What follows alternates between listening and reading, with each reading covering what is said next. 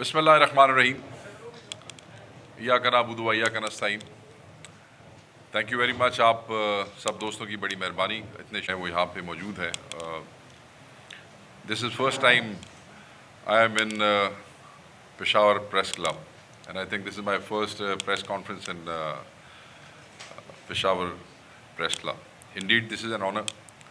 اور آج کا دن جو ہے وہ بڑا ہے. گو کہ میں یہاں پہ پچھلے 2-3 دن سے موجود ہوں. کل پاکستان مسلم لیگ نون کی وزیر اعلیٰ نے, پنجاب کی وزیر اعلیٰ نے کچھ ایسی گفتگو کی ہے کہ جس پہ پورے پاکستان کی عوام کو تشویش بھی ہے, غصہ بھی ہے, اور مختلف علاقوں میں لوگ اپنے جذبات کا اظہار بھی کر رہے ہیں.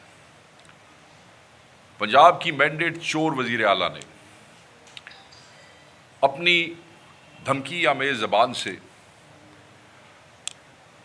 نہایت اشتعال انگیز, قابل مذمت اور جو مکروہ منصوبے وہ خان صاحب کی ذات کے حوالے سے بناتے رہے ہیں, اس کا اظہار کیا ہے.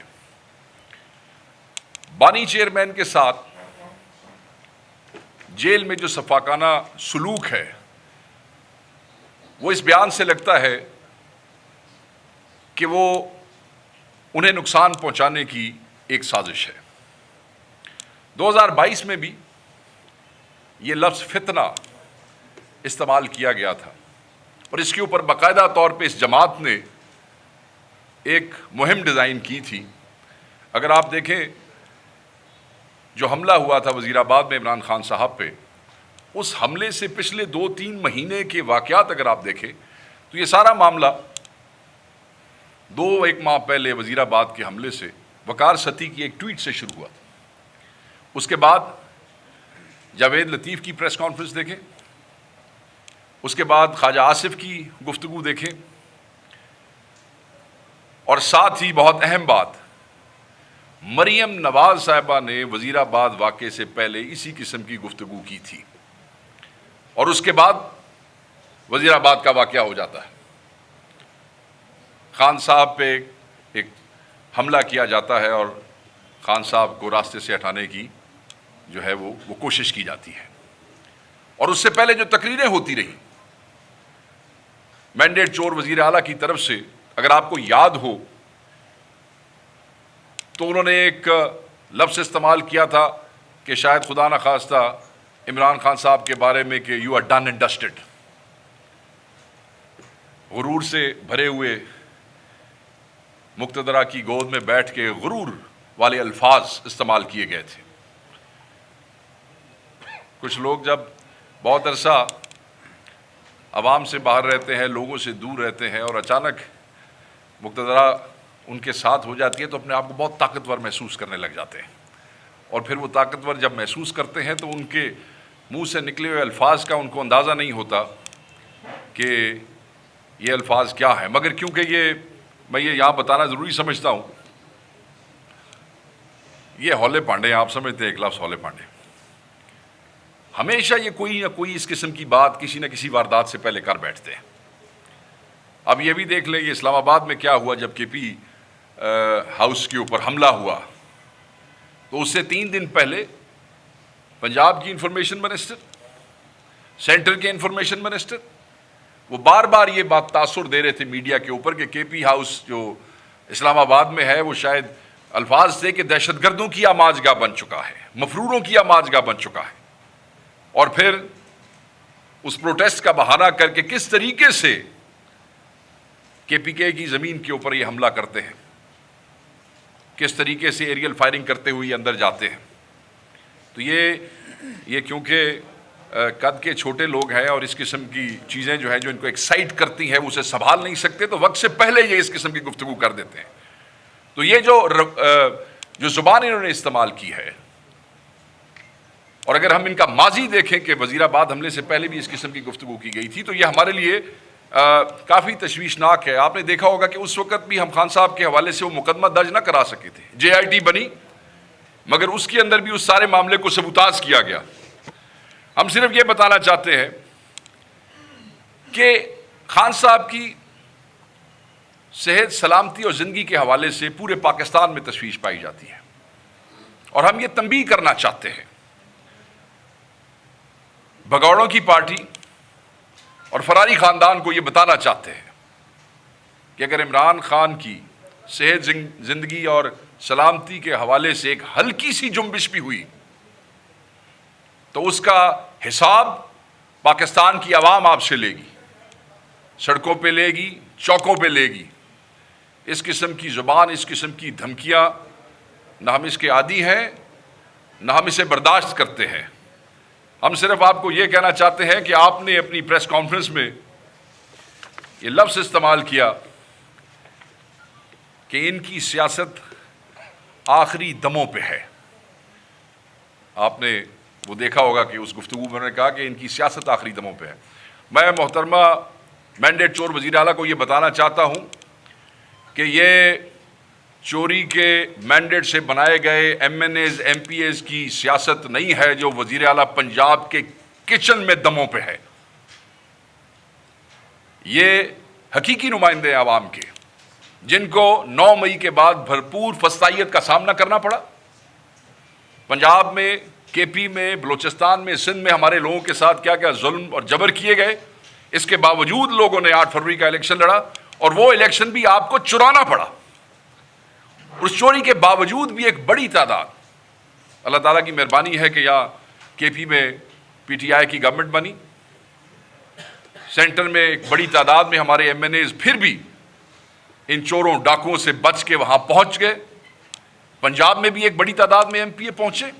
سو یہ آخری دموں والی سیاست نہیں ہے، اور دموں کے حساب سے میں آپ کو بتاتا چلوں کہ اگر پاکستان تحریک انصاف کی سیاست آخری دموں پہ ہوتی تو پھر تمہیں پنجاب میں یہ جبر اور فسطائیت نہ کرنی پڑتی۔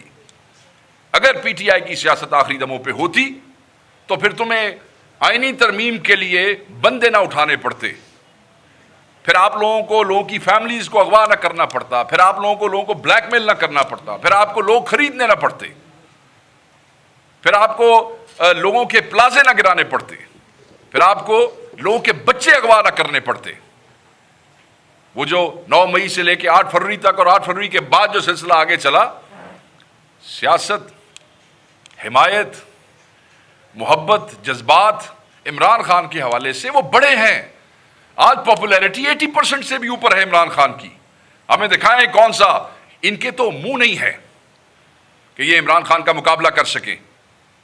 کوئی بھی پارٹی ان میں سے ایسی نہیں ہے کہ جن کے ایم این ایز روپوش ہوں، جن کے امیدوار روپوش ہوں، اور جہاں کسی قائد کی صرف تصویر کے اوپر 1.5 2 لاکھ ووٹ پڑ جائے کہ ان کی کوئی شکل دکھائے ان میں سے کوئی ایسی پارٹی یا کوئی ایسا قائد ہے۔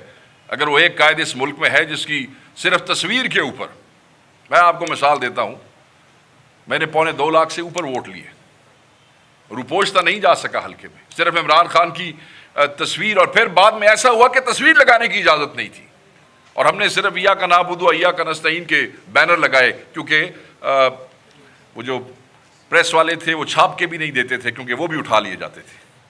یہ مقابلہ کرتے ہیں اور یہ کہتے ہیں کہ عمران خان کی سیاست جو ہے وہ آخری دموں پہ ہے۔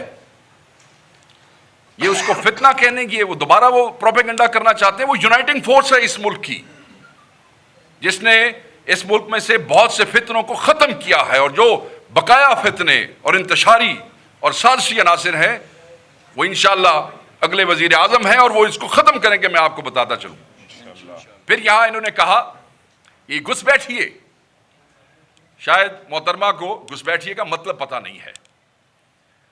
پاکستان تحریک انصاف کی سیاست اور پاکستان تحریک انصاف گھس بیٹھیے نہیں ہے، گھس بیٹھیے وہ ہیں جو فارم 47 کے اوپر ڈاکہ مار کے آئے ہیں، جو مینڈیٹ چور ہیں، جو ہارے ہوئے تھے اور ہمارے جیتے ہوئے ممبران کی سیٹوں پہ آ کے بیٹھ گئے ہیں، جنہیں پورے پنجاب میں شاید 3 سیٹیں بھی نہ ملی ہوں، مگر وہ پنجاب میں حکومت بنا کے بیٹھے ہیں۔ پورے پاکستان میں کچھ ذرائع کہتے ہیں کہ 15-16 کے قریب نیشنل کی سیٹیں نکال سکے تھے، مگر آج نیشنل کی حکومت بنا کے بیٹھے ہیں۔ آپ جو جعلی حکمران ہیں، جو چور ہیں، جو ڈاکو ہیں، خزانہ خور ہیں، مینڈیٹ چور ہے،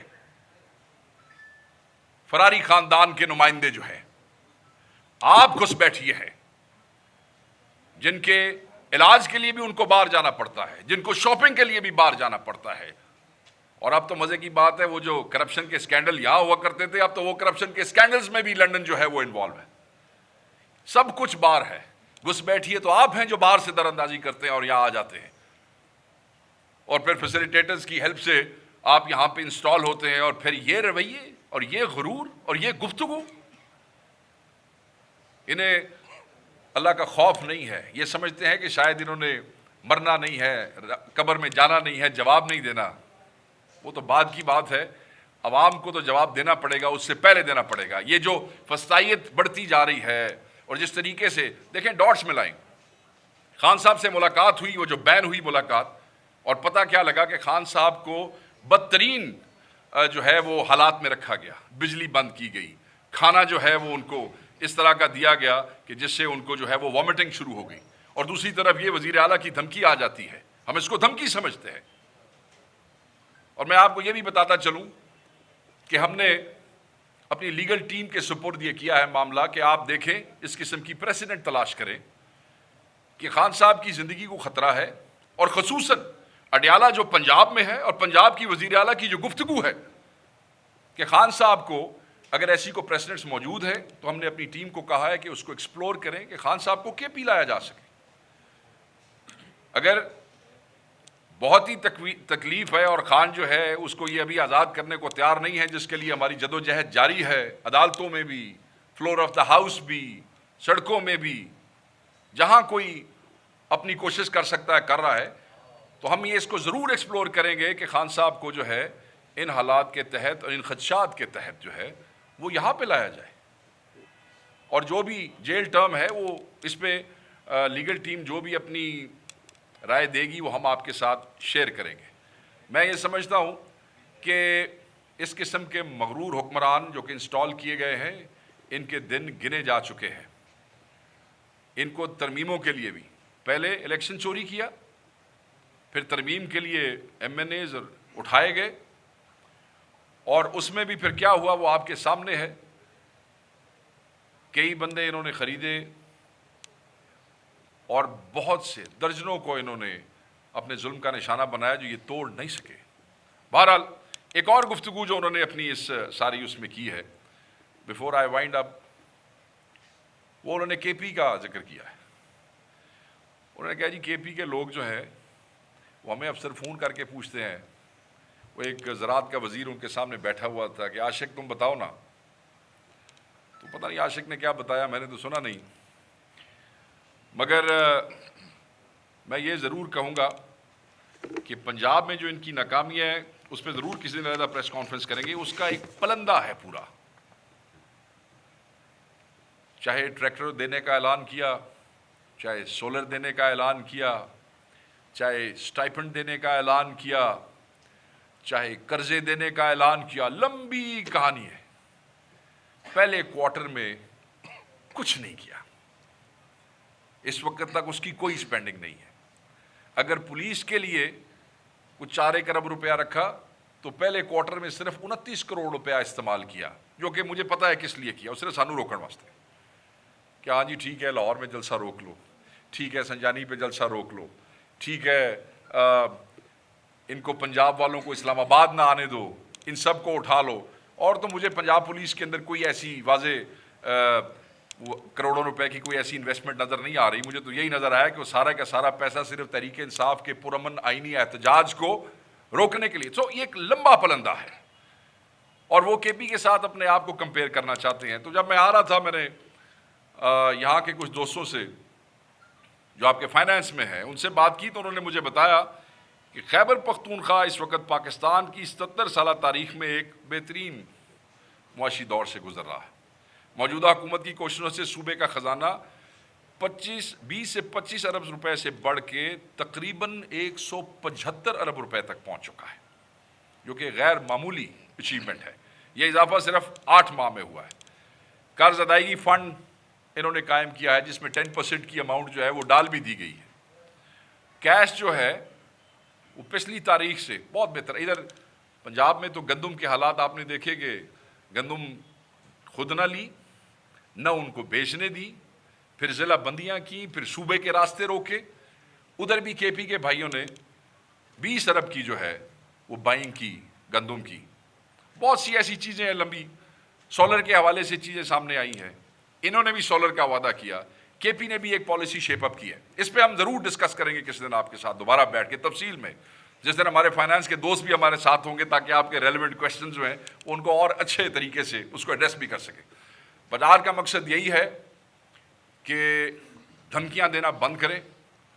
ये धमकियाँ हम सुनने के आदी नहीं है, ना हम बर्दाश्त करते हैं। ये जुल्म और जबर जो है, ये जो आप कर रहे हैं, आप अपने ज़हन में रखिएगा, खान अंदर है इस मुल्क के बच्चों की खातिर। खान ये कुर्बानी दे रहा है इस मुल्क की नस्लों की खातिर, वरना आप लोग तो अंदर थे करप्शन की खातिर। अगर आप जैसे करप्ट अनासिर के कहने पे कतरी जहाज़ आ सकता है, तो आपका क्या ख्याल है मेरे खान के लिए जहाज़ नहीं आ सकते? ऐसे मगर नहीं, उसको डील नहीं चाहिए। ही preferred to stay inside the jail, कि बर्दाश्त और कुर्बानी का नमूना दिखाया जा सके कि हक के साथ खड़े हैं, सच के साथ खड़े हैं, अंदर रहेंगे, कोई डील नहीं करेंगे। वरना बहुत सी कुव्वतें ऐसी हैं जो चाहती होंगी कि भाई होए तो जाए, बट नहीं। जब भी कभी ऐसी ऑफर हुई, रिफ्यूज किया, सुनने से इनकार किया, पास ही नहीं आने दिया किसी को। वहां तो उनको पहले इशारे पे उन्होंने कहा जी ले आओ, तो सानू ले जाओ, और चले गए। वो आज भी अंदर है। जो कहते थे कि ये 15 दिन जेल नहीं गुजार सकेगा, दिन गिन लें आज। वो सारा जो एक मिथ क्रिएट किया गया था ना, जब हम इसको पकड़ेंगे फिर इसको अंदर करेंगे तो बस इतने दिन के बाद तो काम खत्म हो जाएगा, वो आज देख लें कि कितने दिन हो गए। सो इंशाअल्लाह ये जदोजहद हमारी जारी रहेगी। खान के हवाले से जो तशवीश है वो बहुत ज़्यादा बढ़ गई है इस बयान के बाद, और जल्द ही इसके ऊपर लाएअमल जो है उसका पार्टी ऐलान भी करेगी। मगर आज इनको बताना यही मकसूद था कि हम इसकी लीगल रेमेडीज़ के हवाले से खान साहब को केपी की तरफ जो है वो लाने की कोशिश करेंगे, इसके ऊपर जो लीगल कमेटी वो देगी। मगर किसी भी किस्म की कोशिश, बस मैं इसको यहीं वाइंड अप करूँगा, जो मंसूबे हमें पता चल रहे हैं या जिस किस्म की आप कोशिश कर रहे हैं या जिस किस्म की गुफ्तगू आप कर रहे हैं, सोचिएगा भी नहीं, सोचिएगा भी नहीं इस तरफ, क्योंकि ये जो खान के ख़िलाफ़ साजिश होगी वो मुल्क के ख़िलाफ़ साजिश होगी। क्योंकि उसके बाद लोग जज्बात में आके आपके साथ क्या करेंगे ये आप सोच भी नहीं सकते। तो बस मैं यही कहूँगा कि कुछ अल्लाह का खौफ करें, कुछ हया करें, कुछ शर्म करें, कुछ अपने लहजों पे तवज्जो करें, और कुछ अपने आप पे तवज्जो करें कि आप लोग कर क्या रहे हैं। Thank you very much.